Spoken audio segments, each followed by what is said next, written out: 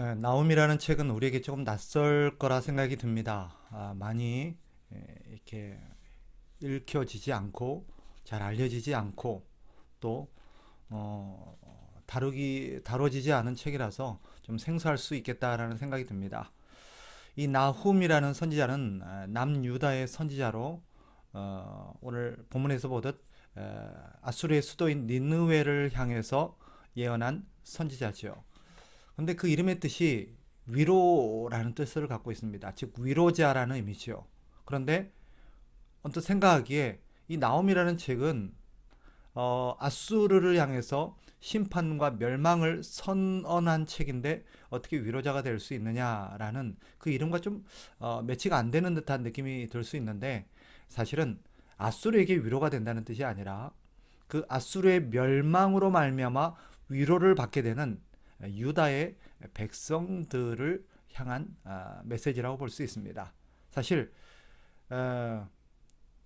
하나님께서 이 나홈을 통해서 아수르에게 멸망을 선언한 것은 그들의 입장에서는 비극이고 불행이고 슬픔의 소식이지만, 사실 이 소식을 듣고 있는 유다의 입장에서는 복음이요 또 기쁨이요 위로가 되는 그런 메시지가 되기 때문입니다. 왜 그럴까? 자초지종은 이렇습니다. 우리가 알듯 아수르는 대제국이죠. 잠 뒤에서 다루겠습니다만은 그는 최근에 북이스라엘을 멸망시켰고 또 그들이 의지하고 있었던 애굽까지 멸망시키고 고대 인동을 다 통일한 그런 초강대국입니다. 그래서 대제국으로서 막강한 권세와 영향력을 누리고 있었습니다. 그럼에도 불구하고 하나님은 그 나라를 아수르를 심판하시겠다, 즉 멸망시키겠다라고 예언하시고 그 하나님의 예언에 따라서 아수르가 멸망을 당합니다. 이유는 이렇습니다. 사실 이 아수르 니누에를 향해서 하나님의 심판을 선언했던 선지자가 나홈이 처음은 아니죠. 아마 기억하듯 앞에서 우리가 다루었듯 요나라는 선지자가 기억이 나실 겁니다. 하나님은 요나라는 선지자를 통해서 아수르의 수도인 니느웨를 향해서 심판을 선언한 적이 있었습니다. 그리고 나서 다시 나홈을 통해서 심판을 선언합니다. 그러면 요나와 나홈 이 두 선지자의 어떤 예언과 시기의 차이는 뭐냐? 요나는 나홈보다 한 70여 년 전 사람입니다. 그러니까 이미 70년 전에 요나를 통해서 나홈에게 아수르의 니느웨에 하나님의 심판을 선언한 적이 있었습니다. 그런데 두 선지자의 사역의 차이는 뭐였냐? 우리가 알듯 요나를 통한 하나님의 예언의 목적은, 즉 메시지의 목적은 그들을 회개시키고 회복시키기 위함이었습니다. 그리고 실제로 요나 선지자의 그런 메시지를 듣고 아수르의 수도인 니느웨는 하나님 앞에 아주 거국적인 회개를 하게 됩니다. 그래서 하나님의 용서를 받은 바가 있지요. 그리고 나서 70년이 지났습니다. 아수르는 하나님을 잊어버렸고 하나님의 메시지를 잊어버렸고 그들은 교만했고, 그리고 그들이 가진 힘으로 수많은 주변의 약소 국가들을 멸망시키고 무자비하게 인권들을 유린했습니다.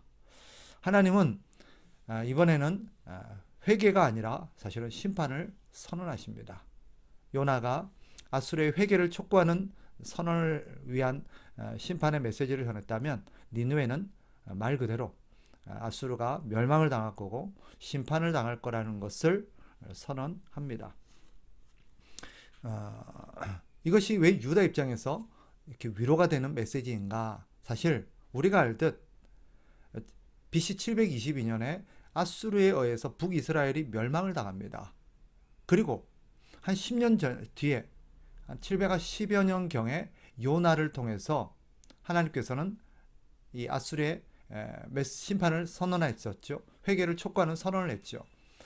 요나가 그토록 가기 싫었던 이유는 우리가 앞에도 다루었던 것처럼 아수르가 미웠기 때문이고, 아수르는 이방 국가요, 자기들의 대적 국가요, 자기들에게 계속해서 위협을 가했던 원수 국가였는데 그들이 하나님의 은혜로 회개한다는 것이 못마땅했던 것입니다.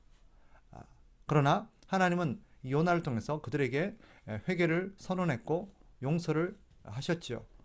그런데 그 이후로 70년이 지나면서 어떤 일이 벌어졌느냐?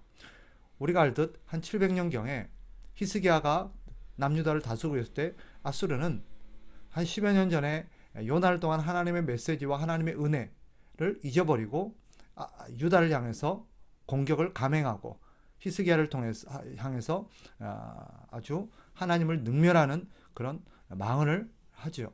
그러자 하나님께서는 이 아수르에게 엄청난 패배를 맛보게 하고 하나님께서 살아계심과 하나님이 역사를 다스리고 계신다는 것을 분명히 보여줍니다. 그렇다면 그들은 정신을 차렸어야 돼요.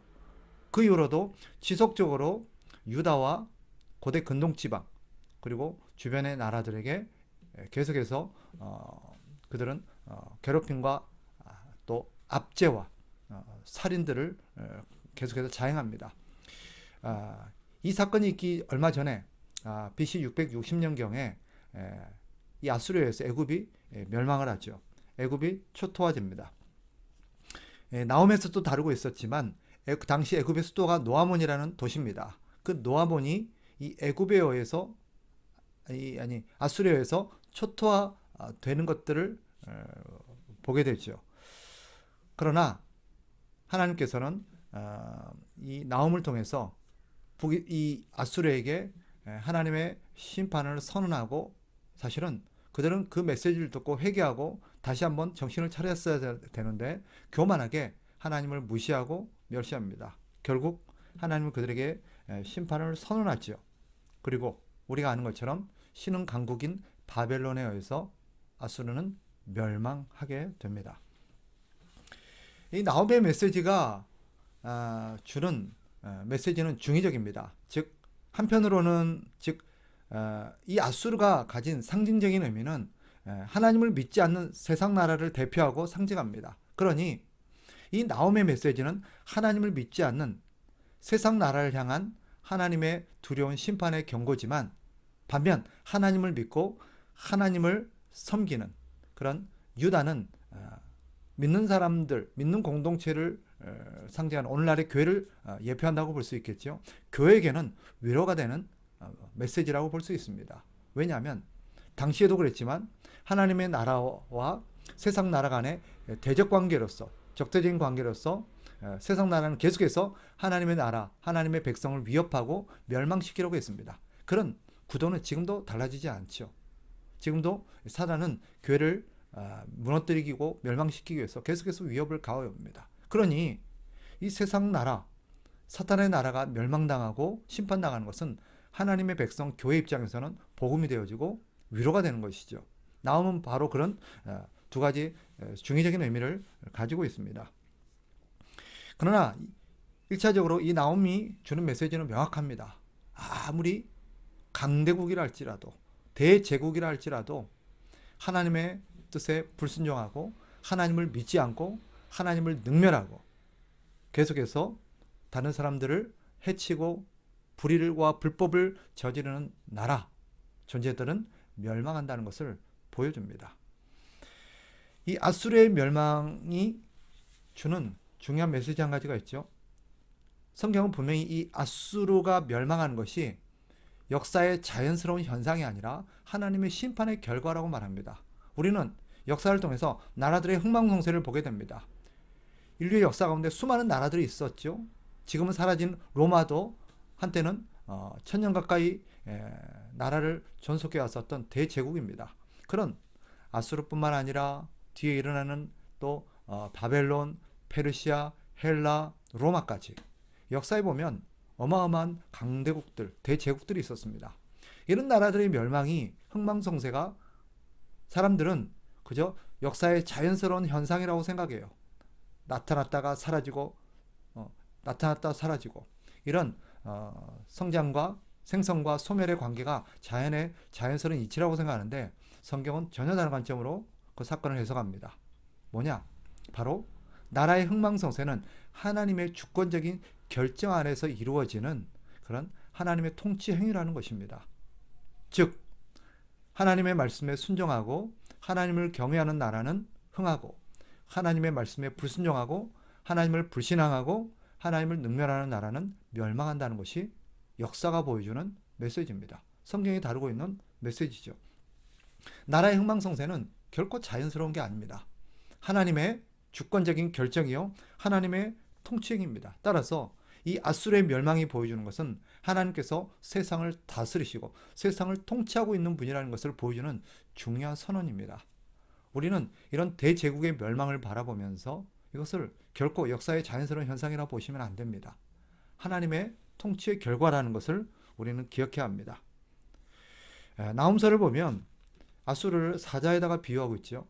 그만큼 강력했고 강대했고 누구도 당할 수 없는 아주 강한 존재였다는 것을 암시합니다. 그러나 그런 사자마저도 하나님의 손 안에서 아주 무기력하게 처참하게 비참하게 멸망하는 모습을 통해서 사람들이 보기에는 사자와 같은 존재라 할지라도 하나님에게는 그저 나약한 그런 존재에 불과하다는 것을 성경이 보여줍니다. 그리고 이런 아수르의 멸망은 바로 하나님의 백성, 하나님 나라의 공동체를 향해서는 구원의 메시지가 되죠. 하나님 믿는 나라, 아무리 작고 아무리 연약하고 아수르에 비했을 때는 상대가 되지 않은 조그만 그런 세력이지만 하나님께서 지키시고 함께 하시면 끝까지 살아남고 끝까지 구원받는 민족은 오직 하나님을 경외하는 세력밖에 없다. 하나님을 경외하는 그런 공동체밖에 없다는 것을 분명히 보여주는 사건이기도 합니다. 나훔은 세 장으로 이루어진 아주 짧은 책입니다. 이 세 장에는 하나님께서 이 아수르를 향해서 주시는 분명한 메시지가 있습니다. 1장은 이 니느웨가 멸망하는 그런 과정들, 하나님께서 이 니느웨를 멸망시키고 니느웨가 어떻게 무너지는가 하는 부분들에 대해서 생생하게 다루고 있습니다. 3장 전체까지가 그렇긴 하지만 하나님께서는 니느웨를 처참하게 심판하십니다. 그리고 그 이유가 무엇인지 또 이 아수르가 저질렀던 그동안의 죄악이 무엇인가를 뒤에서 잘 나열하고 있습니다. 정리해보면 이 나훔이 주는 메시지는 분명합니다. 아무리 강대국이라 할지라도 아무리 힘 있는 자라 할지라도 하나님을 믿지 않고 하나님의 불순종하면서 죄를 저지른 자들은 하나님이 반드시 심판하신다는 것입니다. 한 나라의 흥망성쇠, 한 민족의 흥망성쇠, 한 사람의 흥망성쇠를 좌우하시는 것은 하나님이라는 거예요. 하나님이 역사의 주인이시라는 것을 우리에게 보여주면서 하나님을 믿는 백성들에게는 용기와 격려와 위로를 주고 하나님을 믿지 않는 자들에게는 하나님의 두려운 그런 경고를 통해서 하나님이 얼마나 무서운 분인지 얼마나 두려운 분인지를 보여줍니다. 이 나훔을 통해서 하나님을 믿는 우리들에게는 소망이 될 것이고 하나님을 믿지 않는 자들에게는 무서운 심판이 선언이 될 것입니다. 그리고 우리가 이 나훔은 바로 역사의 마지막에 지금도 역사가 보여주지만 장차 이 역사의 끝이 어떻게 마무리가 될 것인가를 우리에게 보여주는 복선의 역할도 하죠. 세상 나라는 망합니다. 그리고 하나님의 나라는 영원할 것입니다. 왜? 하나님께서 세상을 다스리시는 분이기에. 그것을 나훔을 통해서 발견할 수 있기를 주의 이름으로 축복합니다. 감사합니다.